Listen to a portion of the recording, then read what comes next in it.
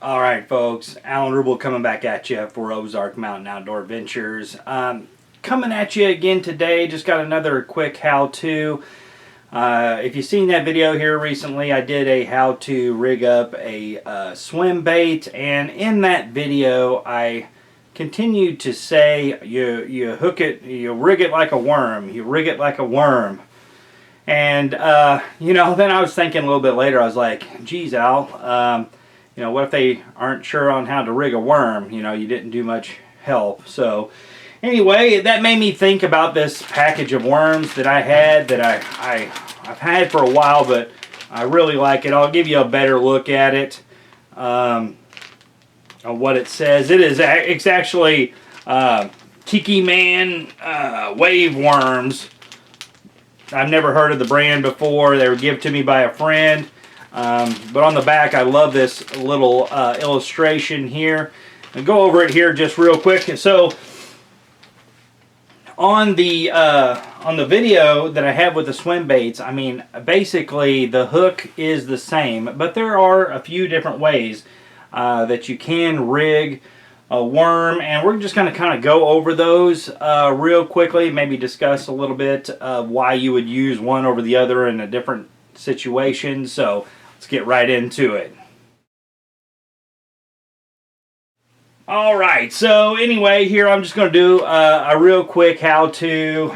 Again, it's just, I love plastics, I love throwing plastics, and I thought what better way to kind of kick off the season is to kind of do a few of these how-to style videos. So first off here, we're just going to go over again real quickly on how to rig, or hook rather, your worm. How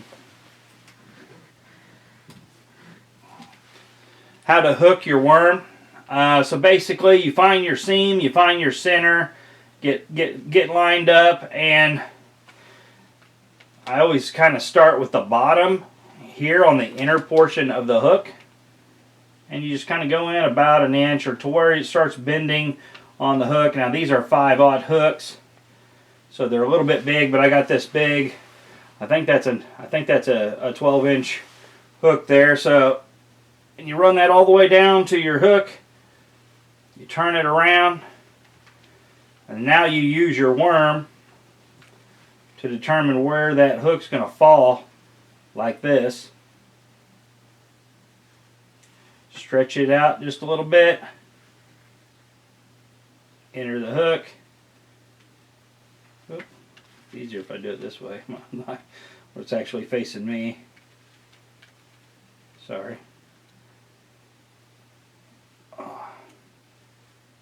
And then there you go. You got a weedless style hook. Now I just did that real quick, and I may have done it a little too tight here. Weedless style hook. Now on a J style or straight frame hook, you can also hook it to the side. Some people just bury the hook into the worm itself, but you hook to the side to give you a little bit better hookup ratio, and just barely skin it. But that's your basic way you rig, or way you do your worm hook, just like so. We'll get into the different types of rigging here. So first off, what you can do is just take you a bullet weight, put that on there, and that's your Carolina, or I'm sorry, put that bullet weight on there, and it's your Texas rig, just like so.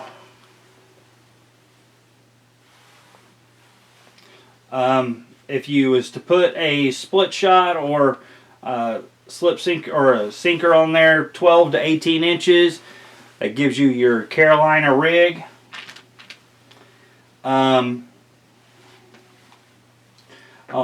drop shot, I wasn't set up actually to do the drop shot here, but basically what you're doing is you have to tie an additional line either on a swivel, and then do about another 12 to 18 inches depending on the bottom of the waterway that you're fishing.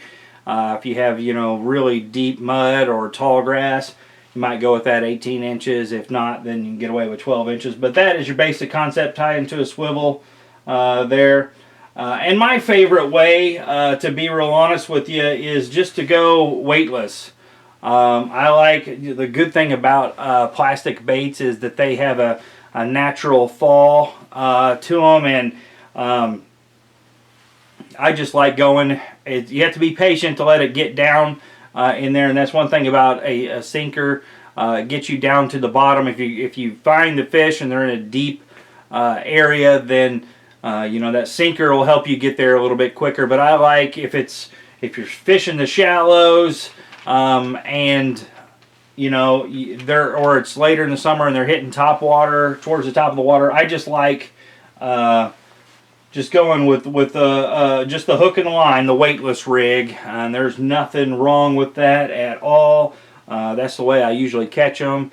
But you got your Texas rig, your Carolina rig, the drop shot, and the weightless, and then you also have the Wacky Worm. Now, with the I don't use it very often either. Definitely, it's something that's more popular today than it has been in the past. But this picture shows that Wacky Worm, and a big misconception is right in the middle, and you can hook it right in the middle, but going up just about right in there